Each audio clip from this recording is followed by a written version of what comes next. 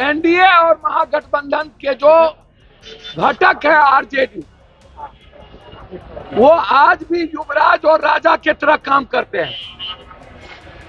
ना तो वो माले से पूछे, ना कांग्रेस को अप्रोच किया, ना सीपीआई सीपीएम को बुलाया। अंतिम दिन 1 घंटे के लिए वो जाके पिकनिक मनाने गए।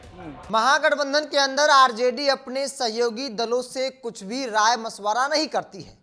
बिना बातचीत का कोई भी आरजेडी फैसला ले लेती है। मतलब आरजेडी का महागठबंधन के अंदर तानाशाही रवैया है और इसका ताजा उदाहरण रुपौली का चुनावी परिणाम है। नमस्कार, द इंडिया टॉप देख रहे हैं। मैं हूं आपके साथ बिरजू सिंह। रुपौली में आरजेडी या फिर यूं कहें कि महागठबंधन की करारी हार के बाद पूर्णिया के सांसद पप्पू यादव ने आरजेडी के खिलाफ या फिर यूं कहें कि तेजस्वी यादव के खिलाफ मोर्चा खोल दिया है। आरजेडी की तरफ से बीमा भारती रुपौली से उम्मीदवार बनी। हालांकि सीपीआई का दावा था कि पिछली बार वो सीट सीपीआई के खाते में थी, ऐसे में सीपीआई इस बार भी चुनाव लड़ना चाहती थी। लेकिन आरजेडी बिना अपने सहयोगी दलों से बातचीत किए बगैर, चाहे वो कांग्रेस पार्टी हो या फिर बाकी दूसरा तीसरा महागठबंधन के अंदर दल हो, किसी से बातचीत किए बगैर पूर्णिया के रुपौली सीट से बीमा भारती को उम्मीदवार बना दिया।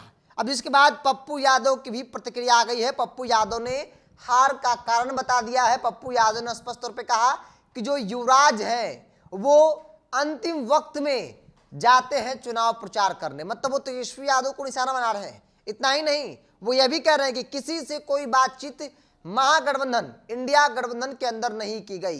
कई दल है, चाहे वो वाम दल हो या फिर कांग्रेस पार्टी हो, किसी से कोई बातचीत नहीं की गई, जिसके कारण किसी भी दल के नेता सिवाय आरजेडी के प्रचार करने रुपौली नहीं गए। अंततः परिणाम ऐसा हुआ कि तीसरे स्थान पर आरजेडी 30,000 वोट लाकर जो है तीसरे स्थान पर बीमा भारती आती है। मतलब जो जीत के दावे किए जा रहे थे, उन दावों में हकीकत क्या है? क्योंकि याद कीजिए, जब लोकसभा टिकट बंटवारा हो रहा था, पूर्णिया की सीट आरजेडी ने बिना बातचीत किए बगैर कांग्रेस से अपने खाते में डाल दिया और उस सीट से बीमा भारती को उम्मीदवार बना दिया, जबकि वो सीट कांग्रेस के खाते में जानी चाहिए, क्योंकि पिछली बार भी कांग्रेस थी और कांग्रेस का गढ़ कहा जाता है पूर्णिया।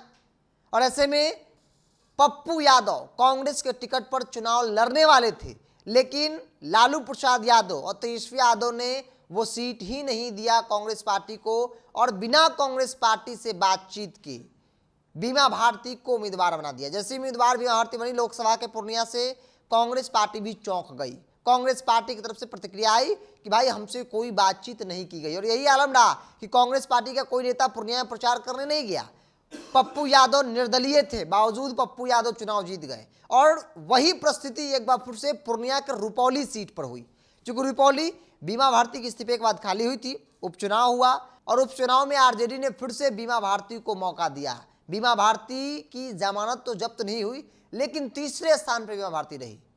और इसके पीछे का कारण पप्पू यादव बता रहे हैं कि तेजस्वी यादव किसी भी गठबंधन के दल से कोई बातचीत नहीं करते हैं, किसी नेता को उन्होंने प्रचार करने के लिए बुलाया नहीं, कांग्रेस पार्टी को भी उन्होंने नहीं पूछा और यही कारण है कि बीमा भारती चुनाव हार गई। महज 30,000 वोट ही बीमा भारती ला पाती है, चूंकि बीमा भारती कई बार विधायक रही है रुपौली से और वो उपचुनाव हार जाती है और ये अपने आप में बड़ा सवाल है। तो पप्पू यादव आरजेडी को लेकर बड़ा खुलासा उन्होंने किया, कहा कि तानाशाही रवैया है, किसी से कोई बातचीत तेजस्वी यादव नहीं करते हैं, अपने मन मुताबिक काम करते हैं, जिसका सीधा नुकसान आरजेडी और इंडिया ब्लॉक के नेताओं को, गठबंधन के सहयोगी दलों को भी उठाना पड़ता है।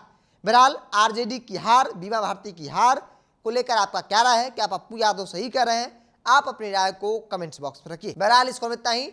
देखते रहे इंडिया टॉप। नमस्कार।